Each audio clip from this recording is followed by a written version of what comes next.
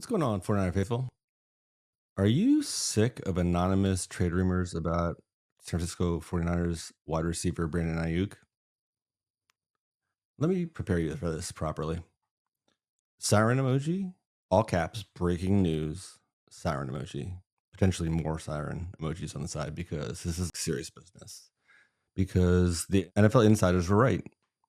Their anonymous sources, they don't just exist, but they were correct. Brandon Aiyuk is allegedly leaving and a trade is coming. Are there specifics? No. Do we know who he's being traded to? No. Do we know what we're getting in return? No. But a trade's coming, and it's going to be coming in the next day or two. Like, what you say? Like, how do we know this? Because they keep saying so. And if you're on social media or we occasionally report sports news type of sports news websites, like you already know this and you're already pretty annoyed by it, I would assume, because the NFL Insider Squad is in the midst of this like told you so celebration. And it kicked off before Lynch even stopped at the end of his press conference yesterday. And these guys are still like running around in circles on their victory lap. But you didn't answer the question. Why are they so excited? And I'm just going to interview myself here. Well, they're not really, but they're acting excited because of the Ayuk trade bombshell that Lynch dropped yesterday during the pre-draft press conference. Say what?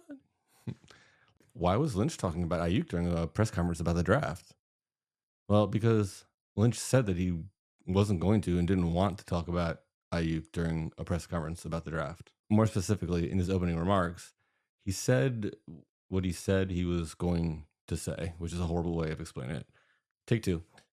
He acknowledged that BA's contract status was a hot news topic for whatever reason, and then briefly said what he planned to say about Ayuk, which sounds better than what I tried to say before. And he told reporters that the purpose of holding a press conference about the draft was to answer questions about the draft, which sort of makes sense to me. And not to answer questions about Ayuk or the details of Ayuk's contract or Ayuk's favorite pizza toppings or any other topics that are Ayuk-ish in any capacity. So in response, they asked him great draft-related questions. Lynch provided some insightful information for fans who are happy and hooray for journalism. Everybody wins. But seriously, in response, obviously, they immediately barraged him with Ayuk questions and only Ayuk questions, which we'll keep count of on this video. So stay tuned. Now, I get it, like to an extent. And a couple of questions that they asked about Ayuk were, good questions, valid questions. I mean, Lynch didn't answer them, but I guess, yeah, you have them on the record. It's less than shocking that he didn't answer when he just told you he wasn't going to. Speaking for the people, since I am a man of the people, I'd sort of like some actual draft news or draft information or really anything associated with the 49ers and the draft because we're really lacking in that department. And we did get like a small taste of it yesterday, and that taste wasn't really delicious. So maybe I don't want it. But no, in all truth, I would like to know a little bit more about the 49ers and the draft. And I feel like other teams get information about it and are able to have some type of conversation that's useful as opposed to this Ayuk drama. But it's not something that we've been getting recently, the last couple of years, and definitely not this year. But anyway, I'll talk about that elsewhere because I think that there must be some rule against like talking about the draft, and I probably like reached my news quota for the day. So back to Ayuk because everything is back to Ayuk until next year when they pick someone else, and then we get to do this all over again. Did we learn anything new from all of the Ayuk questions that were asked that weren't supposed to be asked? Well, that depends on who you ask. The NFL insider crowd, broadly defined as anyone who calls himself a NFL insider, because I think that's the way it works. Like you just say you are, and then you are. Like you don't need to take a test or anything. You just put it in the signature block of your email, and then you're an insider. They definitely think there's some new information, or I'm being more accurate and honest. Like they either pretend to or they claim to think so. And I understand it. It's because they have to, because they're out of time. The draft is here. Well, it's almost here. And this is really the last chance for them to prove they're credible after months of being told that they're not credible. No matter what Lynch said yesterday, it was going to get twisted into something that it is not. It'll work, like, to a point, because they think that you're stupid or you're lazy and won't watch it yourself and find out for yourself what he said. Well, the joke's on them because you're here. So congratulations. The transcript, I'll link to that below. I think it's good to read, but I think it's also good to watch the video to get the full context, to see Lynch's demeanor and really understand what he's saying and what he's doing, as opposed to what's being reported and the word twisting. And there's a lot of incongruence between the two. I also cut out the first portion of Lynch's opening remarks that went on forever. It was like a way too long Oscar acceptance speech for like someone who's never been to the Oscars before. She's just thanking everyone he knows as if like it's his first time and he has no idea that there are time limits. And he's so shocked that he won because he was one of the 4 nominees. Like, who would have thought? He's way over his time. Let's start playing the outro music. Okay, play it louder. No, like really loud. Okay, let's go to commercial. Please, someone get this guy off the stage. It was that kind of style. So you're welcome for that. I cut it out. But otherwise, the Aiyuk questions start like right off the bat, and then I think it's Tracy Sandler to the rescue. She actually asked like a draft-related question. Shocker. And there goes her career. Rest in peace. So sorry, Tracy. And they continue with the draft theme for a while, and don't necessarily get too far. Some of the questions are good, some of the questions are not so good, and anything open-ended to Lynch is going to go on forever. So grade them as you please, as far as that goes. But apparently there is a bombshell in there, because that's what everyone is saying. And by everyone, I mean the people who have claimed things that don't appear to be true. So there's some bombshell in there, but I can't find it. So I think I'm just going to pin it on Richard Jewell, because that usually works for a while. So we're all counting on you to find it, even Richard from heaven. So please find it and drop it in the comments so that I can be educated, or don't find it and drop that in the comments. That's cool. Or tell me how much you hate me. And that's like super popular lately. It's definitely trending, but it's okay. It's cool. I don't care, because hashtag engagement, and like and subscribe and all that fun YouTube stuff. So with that, I leave you with General Manager John Lynch talking about the draft and not about Brandon Aiyuk. You've got to be nimble. You've got to be flexible, so that you can react to whatever comes your way. And that's why you have to be prepared. And we're extremely prepared and ready, and looking forward to the opportunity. To me, what the draft signifies, it's an opportunity to improve your organization, to infuse youth, to infuse competition, to infuse speed, to infuse toughness, dependability, all the things that we really covet. This is an opportunity to do that. So I can't wait. With that, I'll open up questions. And before, questions, I know a couple years ago there was a lot of talk about another receiver, Deebo, and I said the same thing. But with BA, I've communicated on a couple occasions, on many occasions, our wish. And our wish is that he's here and a part of the Niners for the rest of his career. We're working through that. And, as such, I was a player once, and I never liked my business being out in the public, and so I'm going to respect that. I'm not going to speak for their side. I can say we're having good talks, and I'm just going to leave it at that, and we'll focus on the draft here today. But that's just want to understand you guys have a job to do and respect that, but that's kind of the tone I'm going to take there. So with that, I'll open up for questions. When you guys communicated, did you use emojis or words? There you go. The first question. We communicate well, and we love the guy. So thank you. Has he been here for? He is not. Yeah, he's not here right now. No. But has he been here previously at all? No. Yeah. Sure. We receive calls about a lot of players. Yeah. given permission to his side to go I'm out? not going to get in all those details. We're really focused on BA being part of us. He's under contract, and we're looking forward to that. Deebo and Nick both said the years with their contract things went into the summer or Yeah. maybe even later that it impacted the way they played that season. Yeah. It negatively impacted the way they played that season. Right. Knowing that, does that give any, just in terms of the timeline of trying to get something done with BA, does that? Yeah, I think that's important. I think there is, human nature is that deadlines force these things, but I think you can always learn from situations, and you'd be a fool not to. I'd like to have our business tidied up at a little. Those things they ran the course they needed to, and I'm proud of our record of getting the guys we want to get done. But I'm right there with everyone else. I'd sure like it to happen sooner.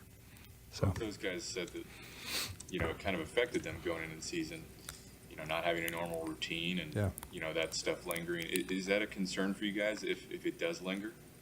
Well, both those guys had fantastic seasons, but and they're fantastic players.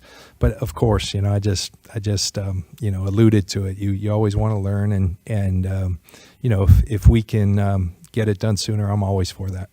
We all are. Joe, for the guys that are back in the building and you guys being back, you're not that far removed from the Super Bowl. Do you feel a sense of excitement? Is there any lingering bad taste from how it all ended? No, and that's important, Tracy. We always have great participation, and we have that right now. And the guys are out there working, and that's kind of symbolic of turning that page, and that's so important. Our organization was heartbroken. But I think of our coaches. I failed to mention them in our scouting process. After a long, hard season, they had to turn around really quick, and our coaches are very involved in our scouting process. And so while they're taking some off time, they're watching players for this draft, and the players, they went through the same thing. And so while for some teams it's been 3 months since they've been on the field, we've been on the field a lot sooner. But that comes with the territory, and it's a lot better than the alternative. So. But yeah, now you start forging. Every season's a new one. Every group's a new one. You got to forge your identity. We've got a bunch of new players that we've, put onto our team with free agency, and those guys are all coming together. And it's about the work now, and it's about becoming a team, this year's team. And those guys are working really hard. And right now, it's just phase one is with our strength coaches. And they're doing a really nice job, but the guys are working, and we're happy for that. You're at a spot at 31 where sometimes teams try to trade back into the first round, maybe to get a quarterback. Have you had any sort of laying the groundwork type discussions with other teams about, hey, if this comes up, maybe we're interested in being at 31? Yeah, my experience, Matt, is that that happens some at owners' meetings, but really this week is kind of the week those calls start to say, hey, just so you know, we have some interest in potentially coming up, and you kind of take note of that. And so I anticipate that some of that will come. It's going to be an interesting year. I think it's an interesting draft class. I was just looking at my notes, and one interesting thing to me, dynamic and the way of the world right now, we put a grade on players in the fall if we think there's a chance they're going to be a more than 50% chance that they're going to be in this draft. So 83 players from this year's class that we put grades on. So thinking there's more than a 50% chance, thinking they're entering the draft, are back in college because of NIL and things like that. There's now a different route these kids can take, and some is 35 of those with starter grades. So that's a significant amount, and how that affects this draft, it's going to be interesting. I think the later rounds probably going to be lacking. So it's a new dynamic that one that I imagine we're going to be faced with each year. I mean, you can go back and make $1 million. I don't know if that's the going rate, but it is providing competition, and that's a significant amount of players. 83 that we put grades on. Total did you have grades on? Oh gosh, 170 draftable grades. So 83 in addition to that, So yeah, but it's a different dynamic, and it's something the whole league's going to deal with. What's your philosophy on trading down in the draft, particularly early? Yeah. So I think, we've shown, in our time here, the very first move we made in the draft was trading back a spot. And so we've traded back, we've traded up. And I just think you have to be flexible. I think, having said what I just said, sometimes trading back gets you later round picks. So I think or mid round picks. And I think maybe your thought process, if that pick you gain allows you to move back up someplace else, then maybe that's a good thought. But those are the things you got to prepare for all these scenarios, and we'll see where that goes. I think 31 is an interesting spot, kind of where Matt was going. I think at the end of day one, teams are eager to go get someone. So I would imagine there'll be some calls, and we'll be open and flexible. We've done it, both ways in a variety of ways and been successful doing some. And the big thing is just be prepared for every scenario. I think you have to be flexible. Human nature is to underestimate the uncertainty of a draft, and I think we try to account for that and the only way you do that is being prepared for everything. Go ahead, Nick. Yeah.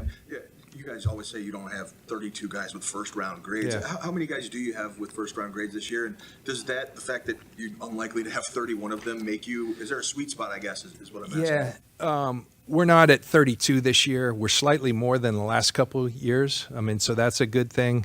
But, I think that just speaks more to we have a high standard that we don't change, blow with the wind to try to put first round grades. But still, when we like players, we draft them. And I think we don't get beholden to, well, the league sees them here, so 22 is kind of where we're at, 22 first round grades. We do have a high standard there that is up from the last couple of years. And so I think that's a good thing. There's a bunch of really good tackles in this draft. I don't know if you share that. It definitely seems these are measurables. Yeah. There's guys there. Part of the question you probably won't want to answer is, given what you have, would you say in a draft that has a lot of good tackles, you're going to want to get one? I think it's good tackles. It's good linemen. And the interesting thing with those linemen in this draft, we think a lot of them have flexibility to be tackles and or guards. And so that's nice that you take somebody with some versatility, I think. So that's, I think there are some options, and part of the draft is not always for this, you're not always drafting for the immediate, sometimes it's drafting for future needs. And so we have to be cognizant of that. We got to be smart with that in terms of how we allocate our resources. We have 10 picks. You start asking yourself how many of those can make our team, and how do we want to approach that? And that's part of what makes this whole thing so fun and enjoyable, I do think a strength of this draft, to me, a lot of premium positions are strong, and so that's exciting. Every draft's different. What would you say is the deepest position in this year's draft? And also, you guys all have a few gold helmet designations. How many do you have this year without obviously? Yeah, I believe when we, this weekend we kind of went through those again. I believe we were about 16 gold helmets, and we like keeping that standard high. You always want to give more because our hit rate with those guys. But then you start, let's stick to our standards, because the reason our hit rate's high is because it is such a high standard. So we're at about 16 gold helmets, and we do well with those guys because it takes into account everything we believe in, and that's talent, that's spirit, and playing like a 49er, it's that's always a fun part of the process. Guys lobbying for a guy to be a gold helmet and saying, no, he's not making the standard, and we've got to hold true to that. So. You drafted Brandon Aiyuk in 2020. It was the pandemic draft. Can you compare that war room, those memories, to just a normal war room? Oh gosh, that was so strange. Like it was for everybody, but first of all, thinking no way we're going to be able to pull this off as a league, doing this remotely. And what happens if I have terrible internet where I live? Here we are in the heart of Silicon Valley, and I drop phone calls left and right, And so I'm sure a lot of people have experienced that. How are we going to put on a draft? But the league pulled it off. We were able to pull it off. Our video guys, our tech, our IT people did a tremendous job. was strange, but it was fun. It was something different. And I remember trading for Trent Williams in my backyard and getting the word that it had come through because it wasn't looking good 2 days prior. So a lot of memories from that time. I prefer and enjoy it. I'm sure, like everybody, much more doing it up here in our draft room, a lot more comfortable, and I think much better situation. Those are strange times though, and I give the league a lot of credit for forging on and pulling off something as monumental as that the way they did. There was one up there. Approach or changed or evolved since you started doing this a few years back?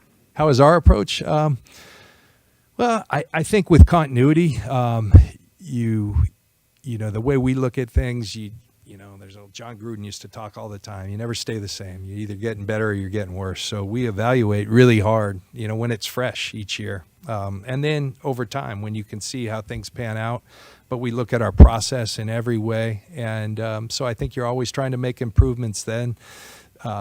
You're also looking at what's worked, and not just from a gut feeling, from data, and we're probably much more data driven. We have a tremendous R&D department led by Matt Plonsky, who does a great job, and here's what we think, but here's the reality. Here's what the numbers show as to what translates to success. So we take a hard look at that, and I think every year we try to attempt to tweak our process to make it even better.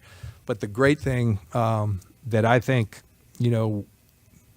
that I'm very proud of is the way we work together. Our coaches, our scouting, our R&D, our medical, we all are working together. Our player engagement, Austin Moss is very involved with getting to know the players because he deals with our players once they're here, and he's got a great experience. So I think with experience, knowing what you're looking for, I think we're really good there in terms of knowing what we like in players, and it may be different from what the league sees things, and we're okay with that. Because we've studied that. We've gone to great lengths to define who we want on this football team, and that's served us well. John, obviously every draft is important. Does this feel any different? Purdy's last year on the rookie deal, big contracts, veteran players. Does this feel any more loaded to you because of that scenario?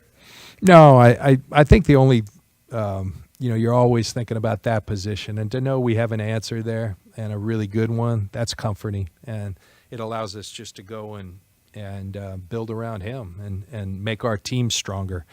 And I think very highly of our roster, what we have. I think it's going to be hard for these for young kids to come in and make a mark, but there's good players, and that's our job to find that, because you have to have that.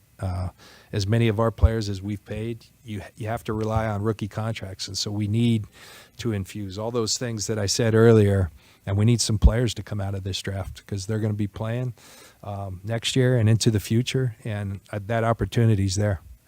First round pick since 2021. When you made that trade, what do you reflect on? And I just remember the talk then was, you guys are pushing all your tips to the center, and if Trey Lance doesn't work out, you're going to be looking for a new job. Yeah. Can you kind of reflect on how that decision was made, and a few years removed from it now, how do you view it? I think. First of all, I want to, we have an ownership that's very supportive, and they support us greatly. Jed, John, Denise, Jenna Mara, they believe in Kyle and I and our leadership, and they believe in our when we think something's going to make us better, they say go for it, and they don't give us a lot of restrictions there, and that's comforting to know we can go be bold and do things like that. And yeah, we gave up a lot. We did it for reasons that we had and motivations, and it didn't work out. But thank God for Mr. Irrelevant. he helped us, and and then I always am careful of this because Trey Lance's story hasn't been written yet. He's in Dallas right now, and I still think Trey's got good football in him. We'll see. That will play out. But I think also the freedom that when you've done something and you feel like maybe it can improve us to move on. We aren't beholden to, well, we drafted the guy, we just got to stick it out. We can do the things we want to do. And I think that's served us well as, and people can comment on, the thought process that went into it. We certainly study it, say what went right, what went wrong. And we do that with all our picks. But I think we're in a real good place as a football team, as an organization. And we got to find a way to get a little bit better. And that's the focus of this whole offseason. And this draft is an awesome opportunity to do just that. You did on your defense in free agency, do you feel your biggest needs heading into the draft are on offense, or where do you feel your biggest needs are? We've identified where we think, we want to add some people in this draft. But needs is an interesting. There's not a lot of needs on this team. But there's things like a couple years out, there's things a year out, and then there's opportunities where guys can come in. And so I think, and while the glaring, spot that a guy can come in and be the starter right away may not be there, there's a number of spots that we see, probably more than people might think, where there is opportunity. And we're very thoughtful of that, but then you also have to be flexible and nimble to see how the draft breaks, and then who do you have, not being beholden, like we are drafting this position at 31. No, we'll draft, okay, we got 3 or 4 needs that we see, which way are we going to go with it? And that is when we've done our best work, and I think when most teams do. Forrester has said that, I think when he brought in Feliciano, that with the way they deploy the linemen here, that he wasn't even sure whether John could do it until he got here. Yeah. And if that's the case with a guy that you scouted that's in the league, how hard is it to project an offensive lineman for what you ask them to do? That's a good question. And, John, I think it was just stylistically a little different, and not a lot of people play like we do. Now, I will say there's more of that throughout the league right now, because a lot of people, coaches that have left here, our offensive systems in a lot of places now. So we get out and run, and we ask our guys, we don't want any hesitation. We want you going and being the initiators. And that's not a lot of what you're seeing in college football. So you're absolutely right. There is a lot of projection when it comes to O-line play. And so you identify the traits that we want. You identify the spirit of the players that are the guys that we want. But offensive line, I think league-wide, not just with us, it's becoming tougher. I think the tempo with which teams play, it's not a lot about finishing the play they're on. It's about, let's get back to the line of scrimmage so we can look over and read this card they're holding up to see what play we're running next. It's not a lot of beautiful football being played there. That is tough. And John Feliciano, what we did know is that every place he went, he seemed to make that organization a little bit better. Offensive line is a group where it takes a special breed of human being, and John is that guy, and he connects people at that spot, and he's got a lot of versatility. He's been a real good player for us. For years, there was kind of a trend in football where the defensive line, the athleticism there was outpacing what was happening along the offensive line. But do you see kind of a reversion now with offensive linemen? You've mentioned you like a lot of offensive linemen now. Is there commensurate athleticism coming back? I hope so, because it's a real issue. It did feel for a long time, man. The guys on the defensive side of the ball, and I think a lot of it was just the way we train our O linemen now. Because I think developing offensive linemen helps with a lot of grassroots fundamentals, physicality, and in the youth, as we're probably getting smarter and taking a lot of contact and a lot of the old school drills that build offensive line play and the running game and playing not the spread out game that you see so much, and everything being about how many plays you can run instead of how well you can run those plays. I think offensive line play did take its lumps. I do feel like there's a little bit of a comeback happening, and it's probably survival. We're paying these guys that much. We understand the quarterback. We can't. This isn't sustainable. And, I think you always follow the money, too, and offensive linemen are getting paid pretty well, and kids kind of gravitate towards the position where that happens. And maybe we're getting some basketball players starting to do that, and a bunch of different vehicles. But I hope that's the case, because it did feel for a while like we're not going to be able to do this. And Outside of all of us. Two more, we'll take Yeah. Jen and then Branch. outside of all of us feeling very old with all the legacy guys coming out, what is your thought on like guys like Jerry Rice's son and Ed McCaffrey's son coming out? Well, I believe in bloodlines. I really do. I mean, I think there's evidence that you should. Now that can't. Then you got to step away from that, and you got to evaluate it, and that's sometimes difficult to do. And that's why a lot of different eyes, a lot of different perspectives, and that's what we try to do when we have our R&D look at it. We have our coaches look at it. We have our scouting look at it. You know, we try to hit it from a variety of measuring points and inflection points as to how you grade these guys, because you don't want to do it just off that. That wouldn't be smart.